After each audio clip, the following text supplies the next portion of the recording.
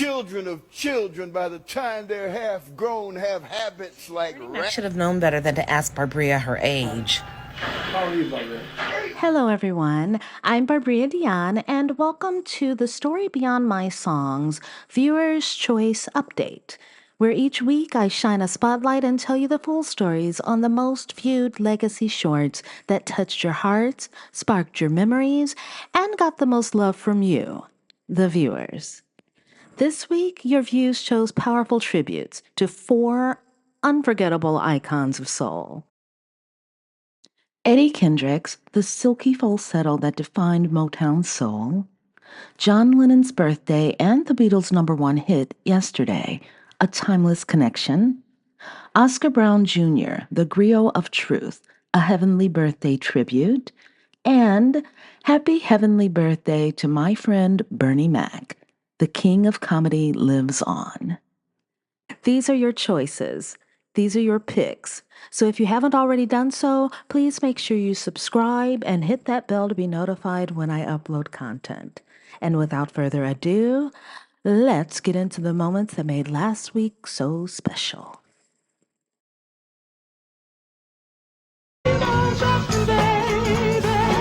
From 1960 to 1971, this voice helped define a generation of soul music. He was the lead on unforgettable classics like The Way You Do the Things You Do, Get Ready, and the timeless Just My Imagination, Running Away with Me. His falsetto carried both tenderness and strength, making him one of the most distinctive voices in R&B history. After leaving the Temptations, he went on to shine as a solo artist throughout the 1970s. He gave us hits that kept the dance floors alive, most notably the #1 singles, Keep on Truckin' and Boogie Down. His artistry proved he could stand tall on his own, carving out a legacy beyond the group that first brought him fame. Today, we honor Eddie Kendricks on the anniversary of his passing. On October 5th, we remember the legendary Eddie Kendricks, born Edward James Kendrick on December 17, 1939 in Union Springs, Alabama. Known for his silky falsetto that could melt hearts and lift spirits, Eddie was not just a singer, but a co-founder of one of Motown's greatest groups, the Temptations. In later years, Eddie reunited with his brothers in harmony, joining David Ruffin and Dennis Edwards in the Temptations Revue. The trio brought their timeless sound back to the stage, performing the classics that made Motown history and thrilling audiences around the world. Their reunion symbolized not just nostalgia, but the enduring power of friendship, music, and soul. 3 men whose voices once again blended like magic. Eddie once said, "I felt I succeeded. I've done everything I could do as a single artist, so I might as well start over again." Those words reflect his humility, resilience, and ever-evolving spirit. Though Eddie Kendricks passed away on October 5th, 1992, his falsetto still floats through the air every time his records spin. His voice remains a cornerstone of Motown, soul, and American music.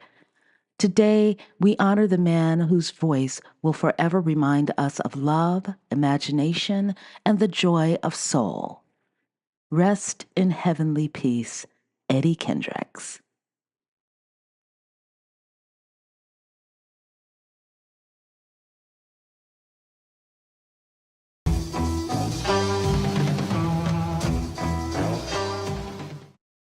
On this day in music history, October 9th, the world celebrates the birth of one of the most influential artists of all time, John Lennon. Born in 1940 in Liverpool, England, Lennon would go on to change the face of music and culture as a founding member of the Beatles. Known for timeless classics like Strawberry Fields, Forever, and Help, Lennon's words and melodies captured both the chaos and hope of a generation. His later solo works, including Imagine and Grow Old With Me, continued that legacy, reflecting his deep longing for peace and unity.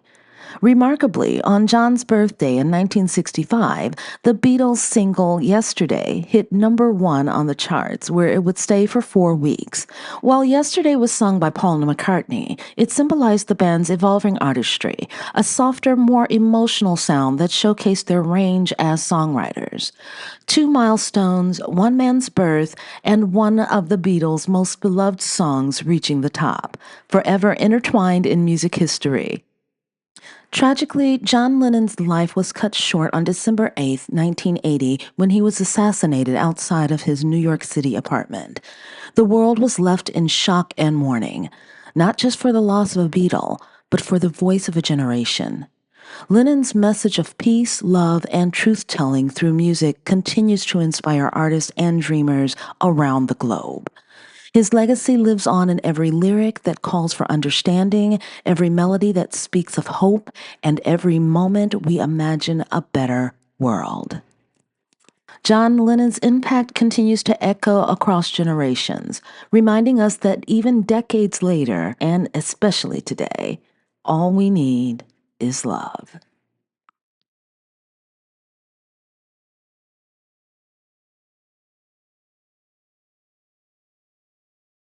The children of children, by the time they're half grown, have habits like rabbits and young of their own.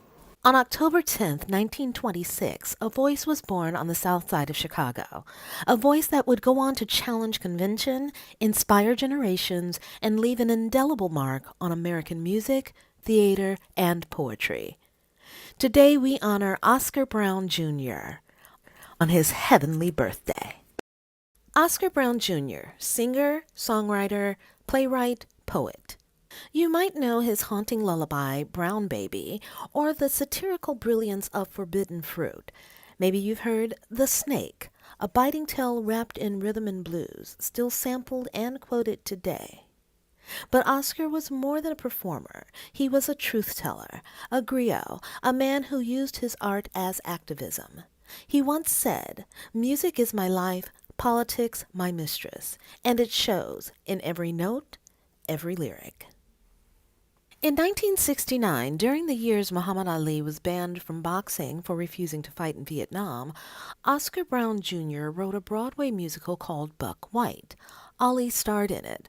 The show only lasted 7 performances, but it was bold, defiant, and full of fire, just like Oscar. Oscar Brown Jr. spoke at my 8th grade graduation from West Pullman Elementary in Chicago. I was completely enthralled, especially since I graduated captain of the debate team. I didn't know then how much his words would stick with me, or that years later I'd share stages with his daughter, Maggie Brown. The Brown legacy continues in music, in activism, and in storytelling. Oscar taught us how to blend art with conscience, to stand tall, to speak truth, to sing the stories that matter. Oscar Brown Jr. passed away on May 29, 2005, from complications of osteomyelitis. He was 78 years old, but his spirit, his influence, still very much alive. Rest in heavenly peace, Mr. Brown. Thank you so much for sharing your amazing gifts with us.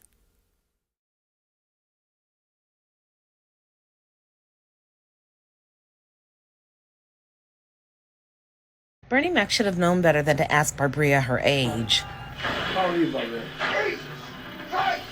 It's Well, she's not supposed to. I'm 25. Damn, Bernie. She's been 25 for a long time. She said, So you like us because we're honest. 25 years old.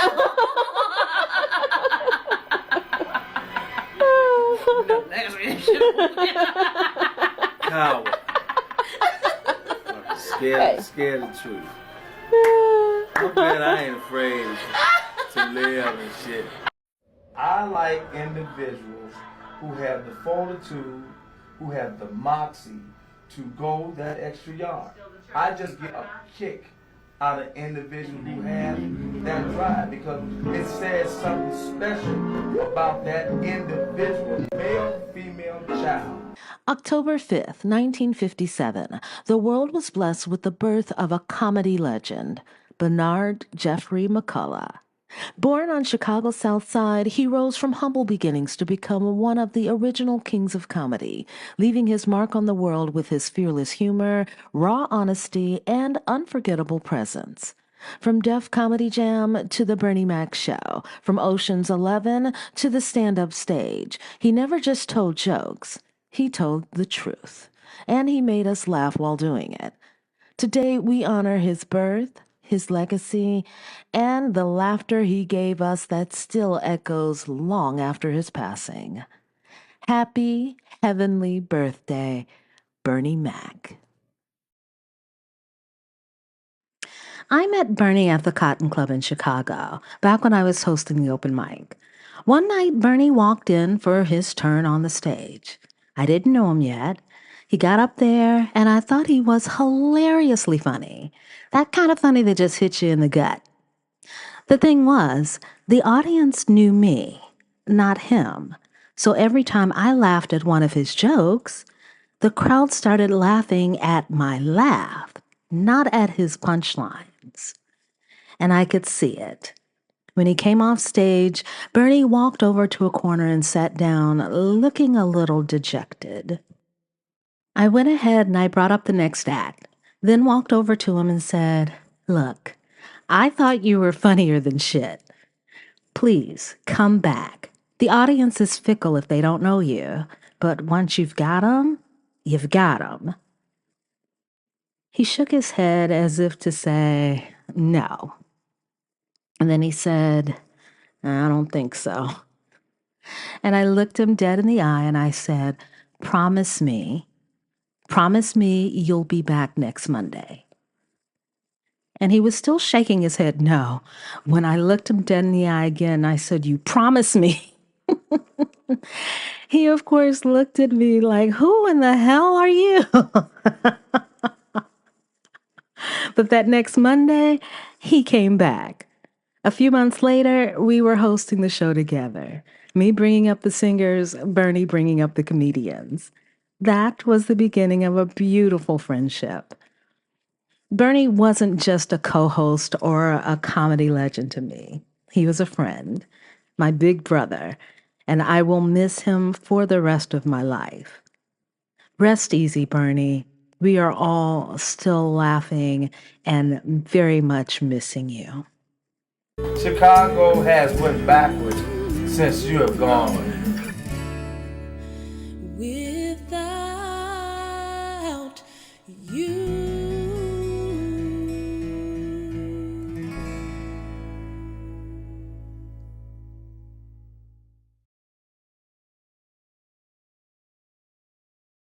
And there you have it, folks.